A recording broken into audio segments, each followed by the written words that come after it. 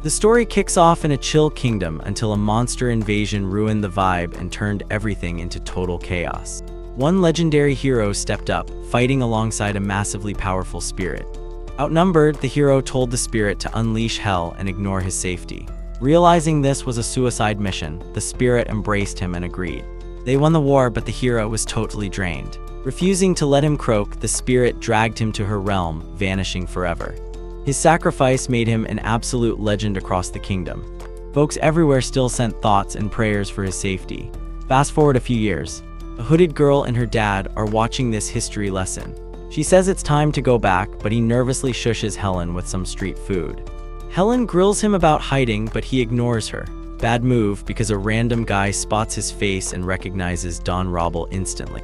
Panicking, he grabs Helen and bolts. The knights chase them into a dead end, thrilled to find their hero actually alive and kicked, but he just teleports away, vanishing. Hiding in a sewer, Helen demands answers. He complains that being a hero is a drag since nobody asked for his permission. They just dumped problems on him. Helen explains this grump is Robble Van Crave, her dad and the kingdom's savior. Doctors said recovery would take forever, but thanks to her mom, Origin the Spirit Queen, he healed in a year. They fell for each other. The pact turned him half spirit, but his powers went haywire. He had to train in the spirit realm to regain control. Helen was born 8 years ago, sort of. She's actually a reincarnated Japanese scientist. She was researching synthesis until she likely died from a lab explosion or just classic corporate burnout. Standard Isekai stuff. By age 2, her magic was already totally chaotic. Though she trains with dad. Robble is stressing because witnesses saw him teleporting, which complicates things massively. Helen points out this is his fault for ghosting the public for so long. If he announced it, they'd stop. Suddenly, a guy jumps into the sewer, having tracked Robble down. Robble grabs Helen, fleeing. The guy yells wait, and Helen actually makes her dad stop and listen. Robble admits this is Alberto, his former bodyguard. He proudly introduces his daughter, showing off her cute eyes and shiny hair. Alberto agrees the kid is adorable. Robble asks why he's here. Alberto says the Van Crave family is waiting. Since Robble's legendary battle 10 years ago, their ranks skyrocketed, and his little brother Abel is now running the show as Duke.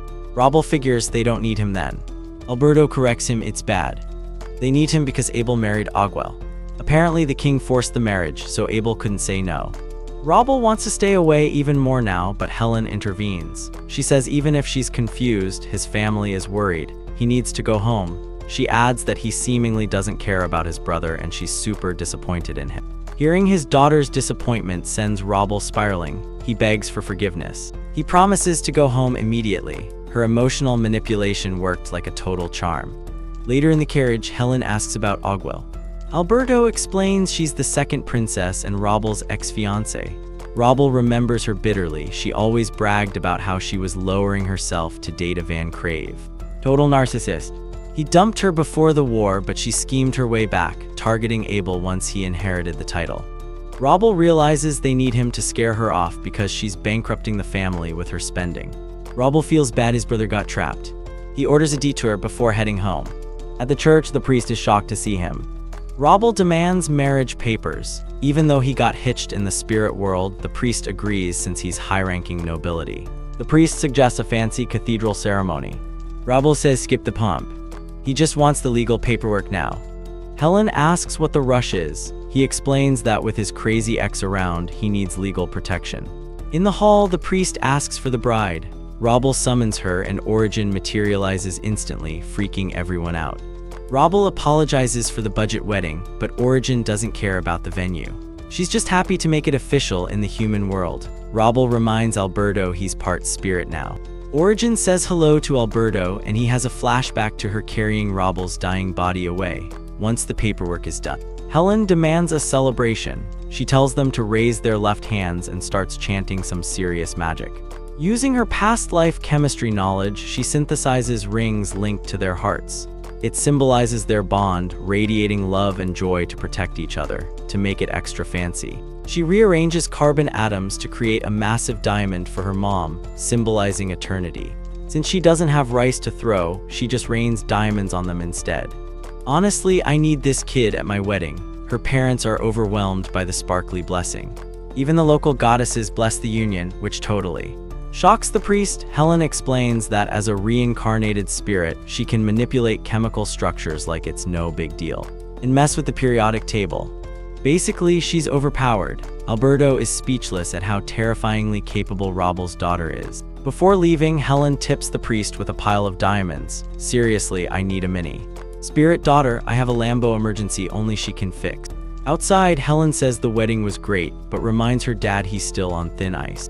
Robble sulks. Origin death stares Alberto until he realizes he forgot to congratulate them, which he quickly corrects to avoid incineration. Robble tells the girls to head back to the spirit world to avoid the crazy ex-fiancé. Origin agrees, admitting if she sees Aguel, she'll probably torch her. Plus, they can spy on Robble via magic mirror. Helen notes it looks like he's entering a war zone. He says with that woman there it is. He has to hide Helen. If the royals find her, they'll force a political marriage, which would make him lose it completely. Alberto says relax, but Robble snaps. His daughter is a tiny, perfect angel, of course, everyone wants her. He has to worry. Alberto backs down immediately. Robble hops in the carriage, then jumps out, instantly regretting it. Origin pushes him back in, giving him a pep talk. Robble finally leaves with Alberto. The girls head back to watch the drama on the big screen. Alberto gets Robble's fear. Lady Aguel is obsessed, having forced an engagement on him years ago. She's arrogant and lazy. Robble used the monster invasion as an excuse to dump her, figuring he might die anyway. That really ticked her off. She used her status to send Robble's father to the front lines as revenge. The rest is history. His dad died while Robble was stuck recovering.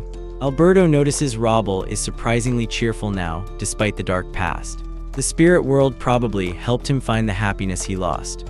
Alberto feels guilty, but Robble stops him. He knows the crazy ex caused the mess, but Robble blames himself for staying away so long. It's not Alberto's fault. Back in the city, people are hyped, raising hero banners. Robble arrives at the mansion to find a massive crowd waiting for him. He apologizes for the absence, but is touched by the warm welcome. He heads inside, greeted by loyal servants. But the moment he steps in, a woman comes barreling down the stairs, overjoyed that her darling is back. Robble, confused, asks the butler who this stranger is. The butler introduces her as Lady Aguel, his brother's wife. She claims neither of them has aged a day, then lunges for a hug. Robble dodges effortlessly, noting she looks worse. She claims her dad forced the marriage to Abel. But now that he's back, she assumes he's here for her. Robble stares at her like she's delusional. Back in the spirit world, Origin erupts in jealous rage. Helen tries to calm her down. Origin points at the screen, calling the woman a pig and her mortal enemy. Just to be clear, I'm quoting the anime directly here. Don't cancel me, I love chubby queens. I am one myself. Aguel calls for her daughter. When the kid shows up, Aguel claims Robble is her real father. The kid runs excitedly, tripping and rolling down the stairs exactly like her mom. She bounces up and introduces herself as Mil Van Crave, his sweet daughter, claiming to be a perfect copy of her mother. Robble stares in absolute disgust. In the spirit world, Origin loses it and starts smashing the castle. She rages until Helen calms her down, admitting she's just as frustrated watching this train wreck. Aguel brags about the kid while Robble asks the butler if Abel is actually the father. The butler hesitates, but Abel rushes in before answering, looking for his brother. Robble winces seeing Abel, who is the spitting image of their dad. Abel tears up and Robble apologizes for abandoning him for so long. The moment is ruined by Aguel screaming for a divorce. Abel, completely fed up, finally snaps back. He asks how she dares spend the territory's money on luxury junk for herself again. Aguel haughtily claims royalty can't lower their standards or people will laugh. She says he should thank her for maintaining their image. Abel sees red. Robble steps in to prevent a massive public family scene. Robble takes command. He announces a trip to the castle and orders Lorraine to alert the Justice Department. Abel asks why, and Robble clarifies he is finally filing for the divorce tomorrow. Aguel smiles, delusionally thinking Robble is doing this to be with her. Origin and Helen watch via the mirror, horrified by how truly awful these two women are. Alone with his brother, Abel apologizes for letting Aguel run wild due to incompetence. Robble assures him it ends tomorrow when they get kicked out. Abel asks about the girl. He confesses he doesn't think she's his. He was too drunk on despair during the wedding night. Robble realizes Abel was totally trapped.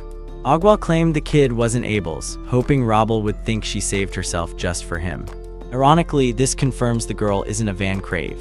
They need proof for the divorce. Rabel tells Abel to stay quiet because Ogwell will hang herself with her own lies. Abel agrees, and Rabel apologizes again for forcing him to sacrifice his happiness for the family. Abel asks where he's been. Rabel admits he lived in the spirit world and married Origin, the spirit queen. He adds they have a beautiful daughter, Helen. Rabel tells Lorraine to keep this a secret for now. Abel confesses he has a secret daughter with the woman he actually loves. Rabel supports him, telling him to bring them home once the witches leave. Abel is shocked since his lover is a commoner. Rabel doesn't care about social status, he'll make sure their love works. Abel begs Rabel to lead the family again, admitting he failed miserably over the last 10 years. Rabel refuses, as a half-spirit he can't rule a human house. Abel insists they can coexist, begging him not to leave him alone to handle this mess ever again. Lorraine adds that Abel worked tirelessly alone. Rabel hesitates, so Origin and Helen intervene. They teleport straight into the room, completely fed up. Helen yells that she hates fathers who abandon their families, hitting him right where it hurts most. Her emotional guilt trip works perfectly. Helen uses the stunned silence to casually introduce herself and Origin to everyone in the room. Lorraine is floored. The girls insist Rabel support his family. Defeated by his wife and daughter, Rabel finally agrees to stay on as Abel's permanent assistant. It's a touching moment. Lorraine introduces himself to Helen as the head butler. He says she can call him Grandpa. She does, and he nearly dies of happiness. Rabel yells at him to chill, since they aren't actually related. Lorraine totally ignores him. He has waited forever for this adorable moment. Rabel coaches Abel, deny remembering any daughter with Ogwell during the trial happening tomorrow. Since it is the truth, he also asks Origin to join him. She hugs him tightly, flustering him. Helen calls him a cultured pervert, which shocks him. Where on earth did she learn that? She claims she is a good student, making him weirdly proud. Abel watches, amazed that this goofy guy is actually his serious brother. He realizes this is the real Rabel and smiles. At the castle, the king hears Rabel is back. He panics about the princess. Her marriage is a wreck, and matching her with Rabel now is impossible. Worried, he summons Ravissel, the crown prince, to explain the mess. Ravissel already knows. Rabel is finally back, but Ogwell is the problem. Rabel won't forgive the past, specifically the king's bad advice. The king ignored Ravissel when he forced Ogwell on the Van Craves. Ravissel warns him not to anger Rabel, whose power is irreplaceable. There's only one path left to take. Next day, Rabel meets the nervous king, who asks exactly what reward he desires. Rabel requests two simple things. First, stop meddling in his family's private business immediately. Second, let him attend the divorce trial as family. Ravissel instantly realizes the Van Craves are cutting ties with the royal bloodline. Ravissel drops a bomb. Abel's wife requested the divorce herself. The king is shocked, thinking this means the royal family is declaring war on the Van Craves. Nobles ask why. Ravissel says she wants to marry another man. The room gasps and the king freezes in absolute terror. Ravissel grants Rabel's wish but adds a condition. Helen watches him very closely. She asks Origin about the dark-hearted man. Origin explains he's the crown prince who always disliked Rabel. Helen calls him a villain for his bitter vibe. Meanwhile, Ravissel asks Rabel to lend his strength to the people, not the king directly. Rabel declines. He isn't the family head, so he can't decide. Ravissel says fine, he'll join the arbitration to discuss later. He thanks Rabel and leaves the room immediately. Helen notices his dark aura. Origin explains why. History. An ancient king tried to control spirits, angering them. The royal line was cursed, forcing them to hold festivals begging for forgiveness. But over time, they forgot the reason, leaving only empty prayers, until one boy dared to ask why they faked it. That was Rabel's dad. His unique empathy for spirits made Origin fall in love and force a contract on him immediately. Helen asks how old he was. Origin admits he was 7. Helen mutters they should probably call the FBI. Back in human court, the jury reviews the divorce. Ogwell confirms she filed it so she can marry Rabel. The judge notes the engagement is ancient history. Ogwell insists Rabel came back for her daughter. Rabel shuts her down. He was in the spirit world for 10 years and Mill is 8. The math simply does not add up. Plus, she already admitted the kid isn't Abel's. The judge grants the divorce based on her infidelity and reckless spending. Ogwell is thrilled, thinking she's free to marry Rabel. But the judge delivers the kicker. She is forbidden from ever remarrying. She panics. Suddenly, a magic seal activates beneath her, binding her tight. It is Ravisol's divine judgment. She is cursed to never approach a man again. She runs to Robble for help, but a magic barrier blasts her back immediately. Robble reminds her she can't get close to men anymore. Terrified, she begs her own father for help. He turns away in shame. He never imagined she would humiliate herself this publicly today. Even Robble sighs as the session ends. Ogwell is left in total despair. Origin watches from the spirit world, wondering why Robble stayed silent. Later, Robble meets with Prince Ravisol. Ravisol is satisfied. The troublesome princess is trapped and her father will likely force an abdication. Ravisol mentions he heard Robble has a beautiful daughter. He offers to introduce his son. Robble snaps, telling him to stop joking. He took his reward, so stay away from his family. Robble warns him to back off forever, teleports home, and angrily orders Lorraine to summon Alberto immediately. In the office, Alberto acts like he solved everything perfectly. Robble shuts him down. Even if he meant well, exploiting the family's weakness is unforgivable. He strips Alberto of his position and suspends him immediately. Alberto accepts his punishment and bows out, leaving Robble just standing there, totally annoyed. He reunites with the family, apologizing to his mom for the long absence. Surprisingly, she isn't mad. She knew he hated Ogwell and suspected he'd rather stay at war than marry her. Robble is stunned his mom read him so well. She admits she never expected the crazy woman to latch onto Abel instead, but she is thrilled that Robble finally got rid of the lead. Abel orders the butler to ship Ogwell's junk to the castle, then asks about Alberto. Robble cuts in, revealing he suspended Alberto for having a loose tongue and being completely untrustworthy with secret. Mom demands answers, so Robble admits he married a spirit and has a daughter. He explains that Prince Ravisol is trying to use his daughter to break the royal curse. The spirits hate the royals, so trying to force a meeting is basically suicide, but that creep doesn't care about the danger. Lorraine realizes Alberto used Helen as bait. Furious, the butler offers to personally take care of the traitor, because nobody messes with his precious granddaughter. Period. Robble declines. Alberto thinks he owes the family and probably leaked info just to get help dealing with Ogwell. Killing him insults their father. Abel apologizes again, blaming his own incompetence for the mess. Robble shrugs it off. At least he can stop hiding now. His mom immediately demands to meet them. In the spirit world, Helen asks if mom is nervous. Origin chills, saying if the lady hates her, she just won't visit again. Helen realizes that is a classic mom move. Robble summons them, and they teleport in to shock Grandma. Origin introduces herself as the spirit queen and mother of all things. She figures if her mother-in-law has a problem with that resume, the woman must be certifiably insane. Helen politely introduces herself as the spiritual heir. Grandma is overwhelmed with joy, asking if she can call her Abu. Helen thinks that is weirdly intimate, but decides to play along. She calls her Grandma, and the old lady instantly melts. Lorraine declares her the most beautiful creature alive. Helen, amused, calls him Grandpa too. Robble's mom asks if he forced the kid to say that, and Lorraine shamelessly admits that every time she says it, he feels 10 years younger. The family sits for sweets. Helen eats with perfect elegance, surprising Grandma, who wonders if wild spirits usually have such fancy table manners. Origin notes spirits don't eat, so she's just faking it. Grandma happily tries to spoon-feed Helen, but Robble intervenes, warning that if they keep spoiling her, she won't eat dinner. Helen looks devastatingly sad about the rejected snack. Abel asks for administrative help. Robble agrees, but says he can't stay long in the human world. His mom asks why he has to leave so soon. Origin explains his spiritual energy is too fertile here.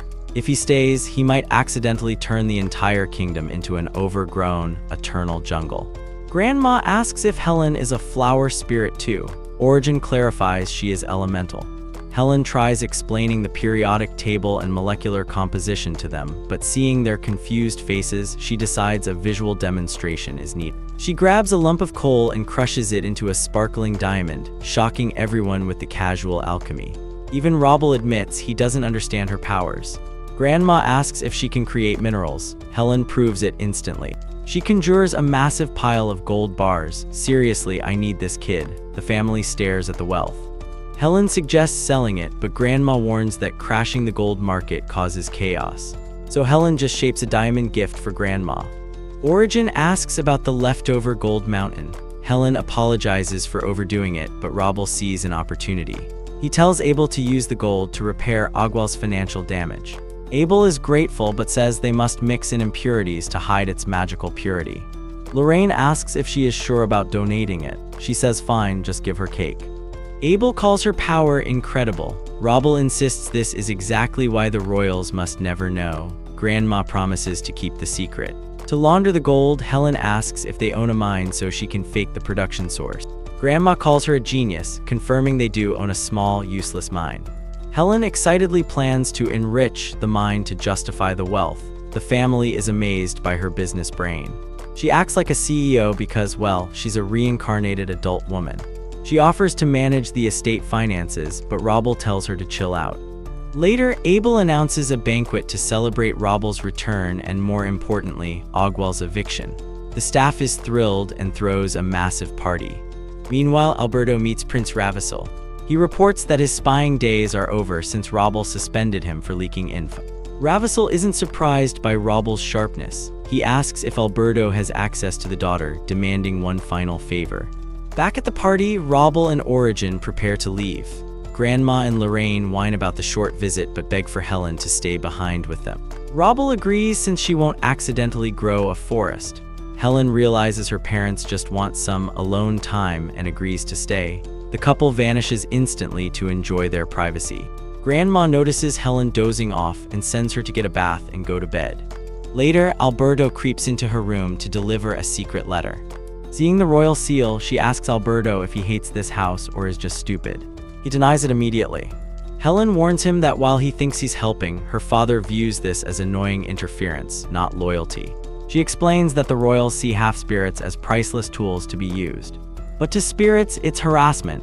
She explains the curse exists because the royals are too arrogant to apologize for offending the spirits. She advises him to cut ties with the prince before Robel finds out and destroys him. The prince won't save him when things go south. If Alberto actually cares about the family, he needs to stop screwing up. Alberto hangs his head. Helen adds that her dad is definitely watching them right now. Alberto freezes in terror. She sighs, telling him to tell the prince she refuses because her father would rage. Then she saves him. She burns the letter and goes back to sleep. Next morning, grandparents are fawning over her at breakfast. Robel arrives, asking about her night. She says it was fine, but they need to talk business immediately. She claims Alberto cut ties with the prince and asks Robel to reinstate him. Robel tries to scold her, but she stares him down. Robel sweats as his mother Isabella, who he forgot was there, asks what's happening. Helen explains Robel knew the prince would send a spy, so he let her stay here. Isabella is confused. Helen calls him overprotective but notes that since the prince found her, the harassment won't stop anyway. She reminds Robel that she burned the letter without opening it. No evidence means no crime. As she leaves, Lorraine beams at her intelligence. Robel realizes exactly what she just did. Since the letter is ash and unread, he can't prove Alberto is a traitor. Helen destroyed the evidence to force Robel to forgive him. Lorraine says she's like her dad, but Robel worries about the prince. At the castle, Ravissel grins when he hears Helen burn the letter. Alberto bows out, his mission complete. Ravissel is thrilled. Helen's reaction confirms she knows why the royals can't bond with spirits. Her defiance only makes him more obsessed with forcing the truth out of her. Robel confronts Alberto about the prince. Alberto claims he cut ties. Robel admits Alberto probably thought he was helping the family. But all he did was paint a target on Helen's back. Still, Helen vouched for him, claiming she refused the letter. Since she burned it unread, Robel has no physical proof of treason to execute him. He reinstates Alberto under Abel, shocking the man. But Robel warns him this isn't forgiveness. He is on thin ice and will be watched constantly. Leaving, Alberto remembers how Robel's father died saving him on the battlefield. He thought connecting with royalty would repay that debt. He now realizes how wrong he was. Back at breakfast, Robel tells Helen he handled the Alberto situation, but she ignores him cold. He begs her to listen since the drama is supposedly over. Helen tells him to lecture the staff on spirit taboos so they don't pull an Alberto and almost get themselves killed. Robel admits defeat. She says she forgives him provided he admits his mistake, but the grandparents just laugh at him getting lectured by a child. Helen continues, saying that using her caused collateral damage, so next time he needs a permit. She also demands a strategy for Prince Ravissel, calling him jealous and resentful. Robel laughs, agreeing with the description. Helen pouts, adding that Robel has a dark heart too. The grandparents crack up while Robel pretends to be deeply wounded by her words. Later, Grandpa Lorraine tells the staff to serve Helen perfectly. The moment he stops speaking, the servants vanish like professional ninjas to play hide and seek. Helen immediately runs off to hunt them down. But these guys are professionals. She can't find a single person and starts getting frustrated. It's hard when your maids are stealth expert. Seeing her sad, Lorraine steps in as the world's greatest cheat detective, pointing out every spot. Robel refuses to be outdone and loudly exposes the rest of the hiders too. These servants are taking hide-and-seek way too seriously. Helen tells her dad he wasn't invited to play. He feels bad, but she just restarts the game, banning him from helping. She counts while Robel begs to join. In any other house, he'd get the slipper for being annoying. The grandparents just love seeing Helen so happy. At sunset, Helen says goodbye to Grandma and her honorary grandpa Lorraine. Abel says she is always welcome. She hugs Alberto, who thanks her for saving his life. She kisses him and Abel on the cheek, acting super casual. Robel rushes her out so he can talk business with Abel. The brothers discuss the gold. Abel suggests using the mine to launder it, but then gets personal. He says his luck changed when Robel returned. Robel asks about the mysterious secret lover he mentioned. Abel admits she is a waitress named Aria, and they have a daughter named Raphaelia, Helen's aide. Lorraine insists on bringing them to the mansion immediately. He explains Helen is currently the only heir. If the Van Craves don't produce a human successor, Ravissel will use a royal decree to force Helen into a marriage with the prince, trapping the spirits under royal control forever. Abel usually has to wait 3 years post-divorce, but since Ogwell was a disaster, he can remarry now. He agrees to bring Aria and the kid home ASAP. Meanwhile, Ravissel creepily watches his son at the castle. Next day, Aria and Raphaelia arrive. Abel introduces them, and Robel is polite but distant. Aria, however, is struck by lightning. She stares at Robel as he walks away, and later in her room, she can't get him out of her head. Something is definitely fishy here. Either she has a massive crush on her brother-in-law, or she's trouble. Later, Robel avoids eye contact in the hallway, while Aria clenches her hands nervously. In the spirit realm, Helen praises her dad's work. Origin, however, is annoyed because Robel is surrounded by too many women lately. Helen defends him, but Robel appears, and Origin gives him the cold shoulder immediately. He asks what's wrong. Helen explains Mom is salty about the booze and the ladies. Robel sighs he didn't enjoy it, he was dodging them. Origin knows, but she still hates him partying. Robel apologizes and promises quality time. His charm eventually calms her down. Helen yawns to leave, but Robel stops her. Abel's wedding is set and the royals are crashing it. He tells Helen to stay here. She agrees instantly. She hates that prince anyway.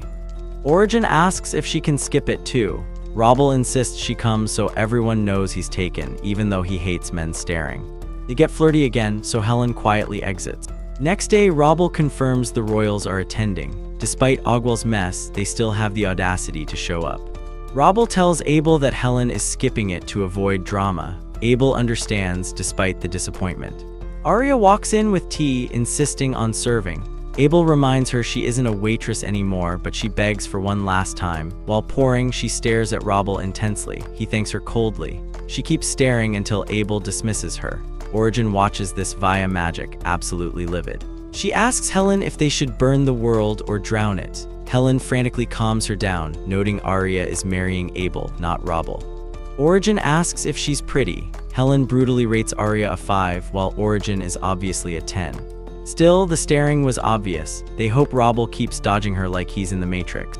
Wedding day, guests arrive at the church. Robel and Origin materialize in the groom's room. Aria is shocked he isn't alone. Robel introduces his wife. Origin's presence intimidates Aria instantly. Helen hopes this reality check stops the woman from ogling her dad. At the ceremony, Robel points out the royal family, the princes, the princess, and the new king and queen. Basically, a row of villains. Helen notes the entire royal bloodline emits a nasty dark aura. Abel and Aria approach the altar looking nervous. The priest asks for vows of eternal love. Both say yes. Aria tries to sign the registry, but freezes. Robel and Origin recognize the divine intervention immediately. Ravissel sees it too. He panics. If people see the goddess rejected the marriage, the Van Craves are ruined by rumors of a curse. He needs a distraction. Helen decides to save the day again by raining magical diamonds. The crowd thinks it's a blessing. Robel knows it's his daughter cleaning up the mess. Ravissel tells his son the spirits approve. Helen tries to sneak out, but Prince Gabriel spots her. Unfortunately, he falls in love at first sight. The prince is completely captivated by the vision. He relies on the Van Craves to bridge that gap. He turns, but she is gone. Origin tells Robble she sent Helen home. He is relieved, but plans to lecture her later about the diamonds. Robble spots Ravissel in the hall and signals Origin to let them talk alone. Ravissel immediately demands to know why the wife and daughter are missing. Robble claims they felt sick. Ravissel calls his bluff. He knows Robble hid them. He smirks, noting Abel married a peculiar woman, hinting he saw the goddess reject the vows. Robble keeps his cool, insisting his brother is lucky and married a fantastic woman. Ravissel laughs, then drops the hammer. Bring the daughter to the castle in 1 week to meet his kids. It's an order. Elsewhere, Arya undresses and finds a strange mark on her wrist. Robble and Origin burst in. Robble orders the servants to leave immediately. Alone, he demands to know what she did. Seeing her confusion, he explains the royals are now targeting Helen because of Arya's mistake. She was judged by the goddess, and the king saw it happen. Robble is fuming, but Origin tells him to back off. She knows he is protecting Helen, but yelling won't help. It was just terrible luck for everyone. Besides, Helen is unstoppable. She will accomplish things they can't even imagine, so have some faith. She turns to Arya asking if she would sacrifice her daughter for a stranger. Arya says never, she loves Raphaelia too much. Origin nods. That is exactly why Robble is so angry right now. The royals are blackmailing them. They want Helen in exchange for silence. Arya is totally lost. Origin explains Arya lied to the goddess during the vows. She signed her name while thinking of another man. The thorn scar is divine judgment, proof she lied to the heavens. Robble is furious, asking if she even loves his brother. Arya screams that she does, but Robble yells at her to cut the lies. Origin interrupts. The scar is faint, meaning Arya does love Abel. But she wavered. Origin warns her to focus on Abel only, or she will ruin herself. She uses magic to cover the mark. The judgment is hidden now, only Arya can see it. Once her heart belongs fully to Abel, the scar will vanish completely. Robble warns Arya to never speak of this mark to anyone, especially not Sobel. Arya promises to keep her mouth shut. In the spirit world, Helen watches, feeling disappointed. She hoped Uncle Abel would finally catch a break. But now, it is time for a solo reconnaissance mission. Meanwhile, Prince Gadel asks his dad why royals can't sign spirit contracts. He can't stop thinking about Helen. His dad explains they can't even get close. It is a deep historical mystery. But he assures the kid he will eventually get exactly what he desires. Arya is spiraling. She is torn between Robble's order to shut up and her own guilt. Sobel walks in, asking if she feels okay because she looks like a ghost. She apologizes for the delay and asks to stay longer. Sobel comforts her, but she steels herself to confess the truth. Helen is wrecking the spirit library. The assistant, Vint, tells her to clean up before her parents find out and ground her for eternity. Helen argues they cannot get mad. This is official recon. Vint realizes she won't stop. He sighs, telling her to just ask for help. Helen agrees. She asks about the royal curse, mentioning the black smoke she sees around them. Vint is shocked she noticed. She says Mom called it a curse of the spirits. Vint plays dumb, saying she is too young for that dark history. Helen refuses to stay ignorant and goes back to digging. Vint asks who she is investigating. She drops the name Prince Ravissel, the guy who exploited her family's weakness to drag them to the castle. Vint explodes, calling the royals rats who never learn. He calms down, realizing she was baiting him, and demands she explain everything she knows. Resigned, Helen explains it started with the monster tempest 2 centuries ago. An arrogant king demanded the spirit queen appear and fix his military blunder. The spirits ignored the rude request, so the furious king broke a sacred taboo. Later, Helen sits in her room, processing the dark history lesson. Her parents arrive late, apologizing. Seeing her mood, they ask what is bothering her. She admits she knows everything. Origin hid the truth, fearing Helen's kind heart would try to break the curse. Helen corrects her. She isn't that nice. She finds the royals' ignorance and arrogance absolutely unforgivable. She has zero intention of helping them. Robble apologizes, but Helen says there is nothing to be sorry for. She is half human and loves her human family, especially her grandparents and uncles. She adores the Van Craves. She is proud of her mixed heritage, but she will never forgive the royals for trying to steal spirit power without repenting. Robble tries to hug her, bursting with pride, but she stops him. It is time to fight back. She asks about the Arya situation. Origin reveals Arya confessed to Sobel anyway, totally ignoring Robel's order to stay quiet. Sobel canceled the reception halfway through, causing a massive scandal. Furious, Sobel declared he won't visit for a while, even though the grandparents are dying to see Helen. Helen feels bad. She asks if they can visit when the annoying aunt isn't there. Robel hesitates, but Helen throws a massive tantrum until he caves. They head to the Van Crave house immediately. Grandma runs to hug her instantly.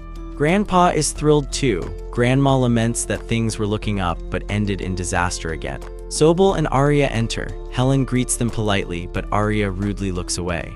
Sobel scolds Arya. He asks if Robel came to talk, but Robel says Helen is actually the one in charge. Arya asks what she wants. Helen warns her that her confession was a mistake. Origin hid the scar, but Arya exposed herself anyway.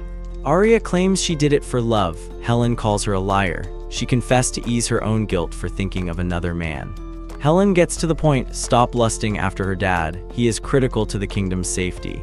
The royal family is hunting the Van Craves because they have spirit blessings. They watched the wedding to assess Arya. She voluntarily presented herself as a weak link and an obstacle. If she threatens the Van Craves, the royals will eliminate her without a second thought. Arya panics. Grandma adds that falling for Robel is normal, so don't feel special. But acting on it while married to Sobel is just stupid. Arya insists she loves Sobel. Helen says prove it. Stop the impure thoughts about Robel or she dies. If she tries anything, Helen and Origin will destroy her. With a sweet smile, Helen threatens her. Arya faints cold. Origin watches amused. Later, Sobel apologizes. Helen wonders if she was too harsh but tells him not to worry. Sobel insists she saved the family from falling apart. He is grateful. Helen asks if they must visit the castle now. Robel confirms the bad news. Grandma gets excited, summoning seamstresses immediately to make a new dress. They get to work instantly. Sobel apologizes to Helen. Grandma always wanted a daughter to dress up, so she can't help herself. Helen decides misery loves company. She summons makeup artists for her uncle. If she suffers, he suffers too. She orders Robel to hold him down. A while later, Sobel looks 20 years younger. Helen notes that with him looking this good, Arya won't stray. Robel realizes her plan and praises her genius. Lesson: always look your best, guys. Meanwhile, Prince Gadiel is still obsessing over Helen. He knows she was a spirit. His dad interrupts, telling him to get ready because Robel and his daughter are arriving and he needs to meet them. Meanwhile, Grandma is delighted with Helen's dress and admits her son looks pretty sharp too. Lorraine announces the carriage, but Robel insists on teleporting to save time. Helen knows he just wants to teleport to avoid awkward conversations and leave the coachman behind. Family wishes them luck. Origin watches from the spirit world, hoping for peace.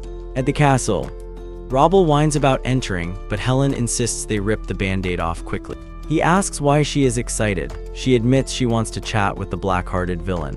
Robel gets a bad feeling. Guards open the gates, whispering about the mysterious girl with the hero. Meeting Ravissel, Helen sees his dark aura clearly. She still introduces herself with perfect manners. Ravissel says she looks like her dad. Helen sharply asks if that was meant as an insult. Robel hugs her, begging her to stop the rebellious phase before they get executed. Helen tells him to stop embarrassing himself. Ravissel smiles, inviting them to sit. He apologizes for the Ogwell mess, blaming his father. He explains that Ogwell and the old king have been exiled to the middle of nowhere. He doubts they will ever return. He used his sister's failure to depose his own father. Helen thinks this guy is rotten to the core, a true political snake. Ravissel mentions Sobel is in disgrace too, hinting that his second wife is just as bad as the first. Robel asks for clarification. Ravissel says nobles are gossiping about that matter. Helen asks why rumors would spread. Ravissel dismissively says it isn't a topic for little girls. Helen calls his bluff. He brought it up intentionally because he knew she would understand. Ravissel smiles, realizing how this kid manipulated Alberto. He calls her twisted for exploiting Alberto's loyalty to the family.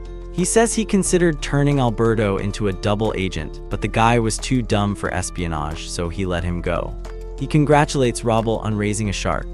He tells Helen she must know where the rumors about Sobel's wife came from. Helen asks if this is a test. She knows he plans to use those rumors as leverage. The problem is the rumors leaked early. If Ravissel wanted leverage, he wouldn't have leaked it yet.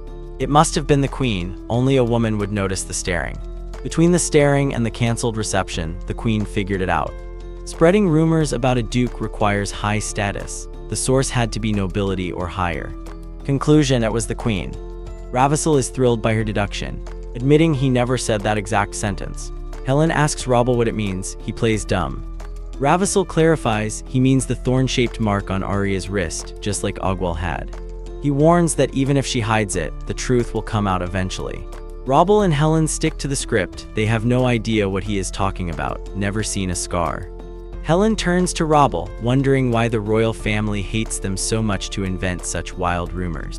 Robble agrees it is super unpleasant. They decide to leave, but Ravissel stops them. He isn't done yet.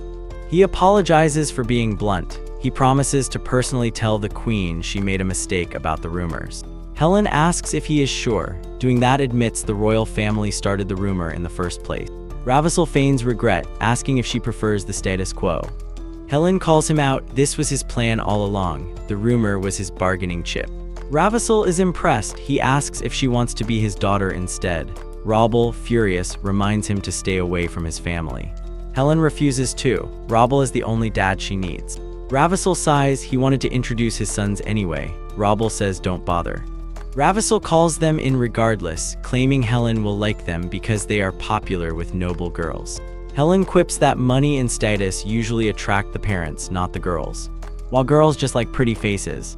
Helen adds that her beauty standards are set by her parents, so good luck beating that. She tells Robble let's bounce. Ravissel sighs, asking what kind of monster Robble raised. Robble proudly says she surpasses both of them easily. The sons enter. He introduces them. Razel, age 9, and Gadiel, the 12-year-old prince. Gadiel is stunned to see Helen again. Helen is equally stunned by the dark shadows swarming them. Ravissel asks if she is shy, but Helen is terrified. She sees spirits clinging to the royal family, begging for help. Gadiel steps forward to check on her, but Robble blocks him immediately. Ravissel asks what is wrong. Robble says this reaction is exactly why he kept them apart. Ravissel is confused. Helen tries to approach, but is overwhelmed by the spirit's desperate screams. She screams in terror, triggering chaos. The spirits surrounding the royals go berserk. Suddenly, the royals can feel the spirits too. A memory blasts into their minds, the ancient king demanding the spirit queen's power to defeat the storm monsters. When she refused to open the gates, the king used spirit mages as live bait. The spirits rushed to save the mages but fell into a trap. The king ordered their slaughter. Helen watches the massacre. Little Razel collapses, unable to handle the psychic trauma. Gadiel and Ravissel are forced to watch the king butcher spirits just to blackmail the queen. Frenzied spirits beg Helen for help. Robble fights to repel them, realizing they need to leave before they all pass out from the pressure. Ravissel screams, demanding an explanation. Robble, furious, asks how he can be so dense. This is the royal curse. Helen is hyperventilating. Robble carries her out. Ravissel finally understands the weight of the curse before collapsing himself. In the spirit realm, Origin rushes to comfort her daughter. She is safe now. 3 years later, Gadiel and his brother head to the Van Crave estate. Gadiel has spent 3 years trying to apologize to Helen properly. She is never there. Lorraine eventually started inviting them in for tea out of pity. Maybe he feels bad about the constant rejection, or he just wants Gadiel to see Helen is genuinely gone. While sipping tea, Gadiel wonders when he will see her. Suddenly, Raphilia, Abel's daughter, storms in. She rudely asks who they are. Gadiel asks if Lorraine told her, but the annoyed girl says nobody tells her anything. She asks why they are here. Gadiel says they came for Helen. Raphilia rolls her eyes. It's always Helen. Everyone talks about her, but Raphilia has never even met her. Gadiel is surprised even the cousin hasn't seen her. The brat asks why they care. Gadiel admits he wants to apologize in person.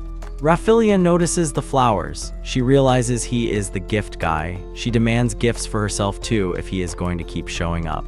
The boys stare at the spoiled child in disbelief. Lorraine enters, offering more tea and addressing the boys as your highnesses. Raphilia freezes, realizing she just sassed 2 princes. Gadiel laughs it off. He promises to bring Raphilia a gift next time too. He thanks Lorraine for the hospitality. As they leave, Raphilia gets excited about free stuff, but Lorraine scolds her for being rude to royalty. Gadiel is amused. It has been a while since someone treated him like a normal person. In the spirit world, Helen gets ready to visit Uncle Abel at the mine. Her parents compliment her outfit. Suddenly, a giant tiger appears. It's Van. He asks if she is going out. Helen hugs him, explaining the trip. Van notices she is nervous and offers to come along as backup. Origin says no, Van can't transform into a human yet. Robble grabs Helen and teleports away. Van is left sad. Princess Helen used to play with him constantly. When they were small, she always sought him out, but overprotective Robble kept pulling her away. That is literally why Helen learned teleportation, so she could sneak out to play with Van. Days later, Vind was looking for his son. He found Van sitting alone as bait. Helen appeared instantly to scold Vind for grabbing her friend. Vind, annoyed, asked Robble why he was using his son as a lure. Robble shrugged. It was the only way to get Helen out of hiding. Vind was not amused. Back in the present, Van decides he needs to learn human transformation ASAP. Meanwhile, Helen meets Uncle Abel at the mine. Abel shares bad news. They have to shut down a silver mine. It is unproductive and dangerous. He warns Helen not to wander off, knowing Robble will be glued to her anyway. Helen asks where Grandma is. Abel admits he didn't tell her about the trip. If she knew, she would have insisted on coming. And mines are dangerous. Walking to the carriage, Abel tells Robble the plan for the silver bars Helen made. They will claim they found them in Grandpa's old warehouse. That way, even the royals won't be suspicious. Robble likes the plan, but outside they find a convoy of carriages. Grandma pops out, declaring they can't fool her with stupid lies. Alberto definitely snitched. Robble tries to protect her, but she reminds him she was exploring with his father before he was even born. Helen feels underdressed next to Grandma's expedition gear. Grandma waves it off, assuming Robble will just carry her anyway. Robble sighs. That is exactly what he wanted to avoid. At the mine, the workers greet them warmly. Helen feels the nostalgia in the air. Isabel announces that before business, they eat. The workers cheer, remembering the old days when she brought feast with her husband. Isabel starts cooking. Helen figures Grandma won Grandpa's heart through his stomach. After lunch, Helen inspects the minerals. She spots quartz alongside silver. The supervisor asks if she likes rocks. She says yes. He looks sad, telling her to take whatever she wants since they have plenty. He walks away to joke with Isabel, but the vibe is heavy. Helen realizes they are sad because the mine is dying, and so is their livelihood. She decides to fix it. She grabs a piece of quartz and secretly infuses it with magic. She fills it with silver and shows the supervisor, commenting on how shiny it is. He is surprised. He asks Robble's permission to crack it open. He splits the rock and finds a vein of silver inside, the silver Helen just put there. Excited, he yells to the crew that the mine still has silver. Helen is surprised. She didn't expect a riot of joy. Robble gives her a "what did you do" look. The supervisor tells Abel they don't need to close the mine. Abel orders them to wait. He reminds them the place is cursed because of overmining. Helen realizes what is happening. She asks to speak to everyone. Her modern knowledge might save them. She recalls seeing a coughing miner. She asks the group if the curse symptoms include shortness of breath, coughing, and phlegm. They are shocked she knows. Helen explains it isn't a curse. They have been breathing metal dust for years. It is extremely harmful. It is a disease called pneumoconiosis, not a spiritual punishment. A sick miner asks for a cure. Helen sadly admits a total cure is hard, but their condition can improve with time and care. The miner gets choked up. He has been sick for years, so any relief would be a miracle. Everyone begs for her help. Helen tells Robble they need to go home. She needs a family meeting immediately. She asks the miners for patience, promising to do whatever it takes to fix this. Back at the mansion, she explains to Uncle Abel that the disease is treatable in theory, but the damage is severe. Since lung diseases are tricky, she can't guarantee a total cure, but she can definitely help. Robble trusts her. Helen says she needs her mom's help to synthesize the medicine. Isabella is surprised. Helen explains she can do it if she tweaks how she uses her powers. But there might be side effects on the human world. She asks Origin for advice. Origin says go for it. Helen needs to test her limits anyway. If she never experiments, she will never learn how her magic impacts reality. Robble panics as usual. Origin tells him to chill. Worst case, Helen gets grounded from visiting Earth for a bit. Isabella is horrified by that worst case, but Origin insists. Helen made a public promise, so she has to deliver. She tells Helen to do her best, but ask for help if things get weird. Helen is pumped, knowing the whole squad has her back. Days later, Robble is pacing nervously. Helen has been locked in her room for days. Origin tells him to back off and let the genius work. Van shows up, annoyed he is locked out too. Robble explains Helen gets hyper-focused and forgets the world exists. Van relaxes, remembering she was exactly like this when discovering her mineral powers. She had no clue what she was doing back then, but now she is a pro. Despite the pep talk, Robble and Van crack. They try to break down the door but hit Origin's barrier. Robble keeps trying anyway because he has zero chill. Inside, Helen is diving into her past life memories. She is trying to recall chemical formulas for medicine. If she can remember the science, she can conjure the cure. Robble finally smashes in just as she finishes. She completes the synthesis but is totally drained.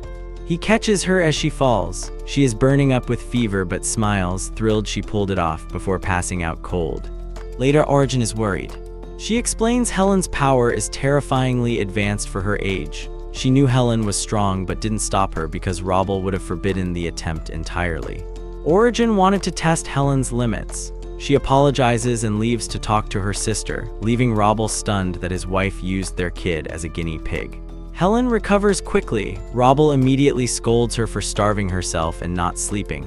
He threatens to ban her from the mansion if she pulls that stunt again. Helen apologizes. Origin backs him up. Dad was scared to death. No more secret experiments. If she uses power, she does it in front of them. Helen asks why. Origin points at Robble, who is a nervous wreck. Helen lacks control. She needs practice. Still, creating complex medicine from scratch is impressive. Origin praises her, while Robble continues his dramatic monologue about how she is giving him a heart attack. Helen hugs him to shut him up. It works. Origin jokes that Helen's punishment is hugging Dad all day. Later, they brief Abel. Helen has another request. She starts visiting the mine regularly. She uses magic to seed the earth with gold, silver, and diamonds, faking natural deposits to guarantee the workers' jobs forever. She also delivers the medicine. Painkillers, antibiotics, cough syrup, asthma meds. She turns into a one-woman pharmacy. Mission accomplished, she proposes a new plan to the family. In the carriage, she suggests letting the village church distribute the meds since they already run a clinic. Robble is hesitant to outsource but admits it is practical. He agrees, provided she stops stressing him out. Helen hugs him in gratitude. Back at the mansion, Raphaelia is enduring etiquette lessons, but you can't tame the streets. She hates it. She tells the teacher she quits, then books it out the door. The teacher screams about her being a brat. Raphaelia runs to the courtyard, feeling miserable. She remembers moving in, thinking life with Dad would be a fairy tale. Instead, she got strict rules and zero fun. She can't even climb trees without being lectured on proper behavior. She knows she needs to learn, but she is lonely and bored. The teacher is a nightmare. This isn't the life she wanted. She is isolated and stuck with a nag. She misses the prince, mostly because he promised her free stuff. Inside, servants are gossiping about Helen. Raphaelia asks who Helen is. They dodge the question and run away. Raphaelia is annoyed. Who is this mystery girl everyone is obsessed with? She has never even met her. She sees Abel and runs to him. He scolds her for running indoors. She complains everyone says that. She tries to ask a question, but he brushes her off, saying he is busy. Raphaelia explodes, yelling that he never listens, and runs off again. Robble watches, noting Raphaelia genuinely needed to talk. He lectures Abel on listening to daughters. He brags about listening to Helen so much it actually annoys her. Abel admits defeat.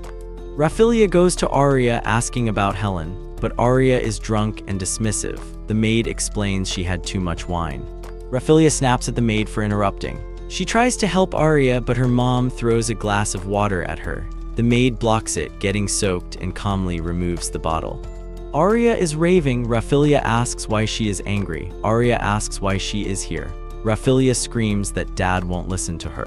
Arya defends him, saying he is busy. Raphaelia argues that if he won't listen, Mom has to. She is sick of studying and being told she is an embarrassment to the family. It's always nobility this, nobility that. Arya starts crying, claiming the nobles hate them because they are commoners. She goes full melodrama. She sobs about their cruel fate and isolation. Isabel walks in, noting she can hear the pity party from the hallway. She looks at Raphaelia, who runs away immediately. In another room, Lorraine asks Abel about fertilizer. Isabel kicks Lorraine out to confront her son. She asks what the hell he is doing. Abel is clueless. She clarifies Arya. He is still lost. She asks if he plans to let this disaster continue. He needs to think about Raphaelia. The girl treats everyone like enemies except her drunk mother, and she refuses to learn. Abel doesn't know how to parent since he was absent for years. he decides to send Raphaelia to boarding school. Maybe other kids will straighten her out. Isabel admits it's an option. Abel asks why Raphaelia is so difficult compared to Helen. Isabel snaps, don't compare them. Raphaelia needs someone to listen, but her mother is checked out. Isabel tries, but Raphaelia rejects her. Both Arya and Raphaelia are rejecting everyone because they need him. There is no replacement for their father-husband. She leaves, hoping he finally gets the message. Later, Helen works the mines, handing out meds and sick days like candy. Shutterstock Explorer. They call her the Healing Princess, which totally embarrasses her. She meets the adults, who confirm the plan is running perfectly. Abel says the clinic is ready, so Helen hugs him in pure gratitude. Abel mentions business, but Robel gets jealous of the attention. He interrupts the moment, crushing Helen in a hug to steal the spotlight back for himself. Abel says ease up, so Helen hops on Robel's shoulders, making him look smug. Suddenly, Origin pops up, announcing she wants to join the fun immediately. Everyone panics because letting a god roam free is a recipe for absolute disaster. Origin whines that it is unfair Helen gets to play outside.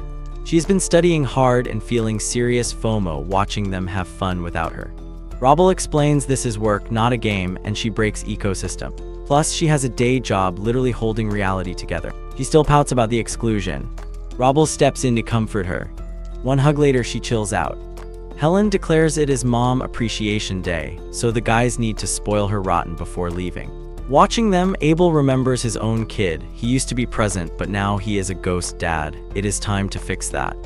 Meanwhile, Raphaelia pens a drama-filled letter to the prince. She vents about the torture of etiquette training, knowing he will annoyingly tell her it builds character or something equally useless. She ends it hoping he visits her soon. Gadel reads it smiling.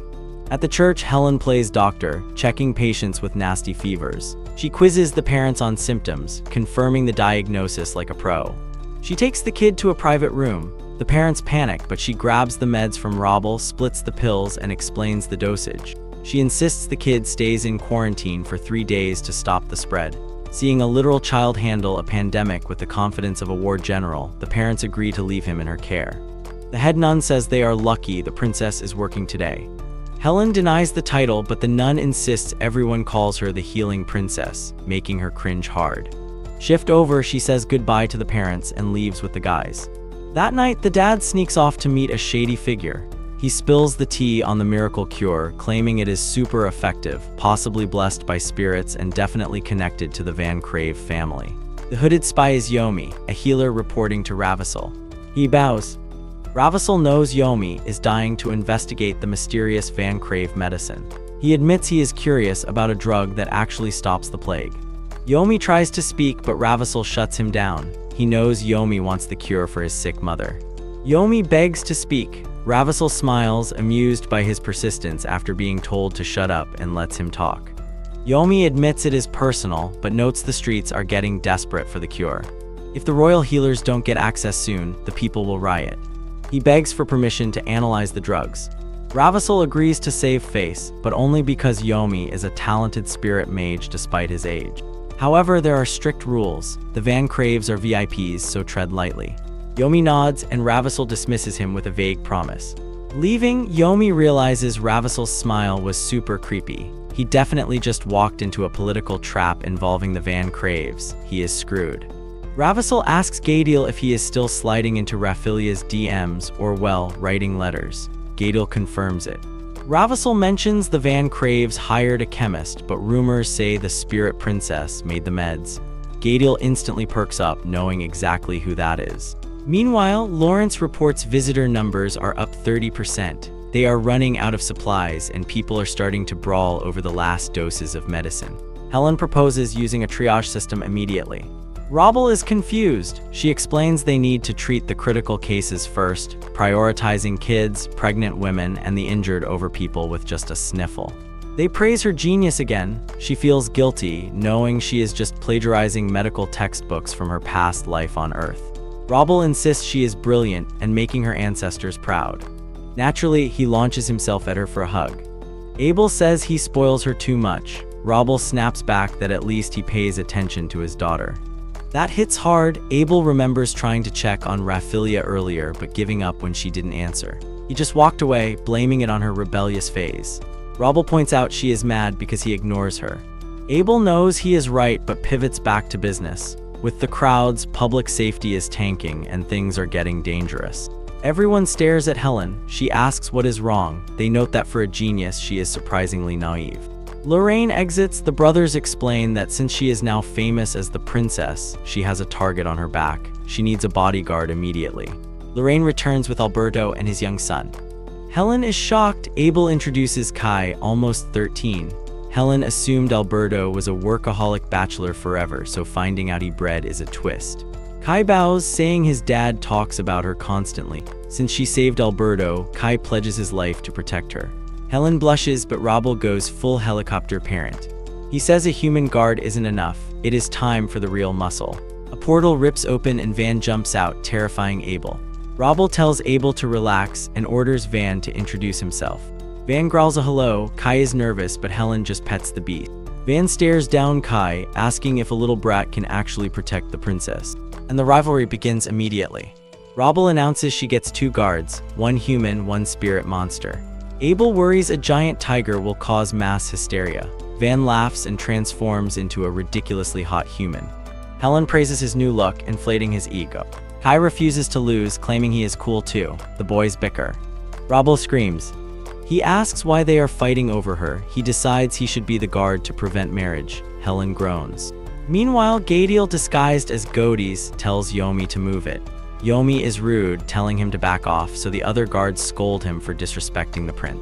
Gadiel waves it off. He knows Yomi's spirit is terrified of him. Since he is undercover, they need to keep a low profile. The guard complains about the king sending his own son on a spy mission. His partner reminds him to use the fake name.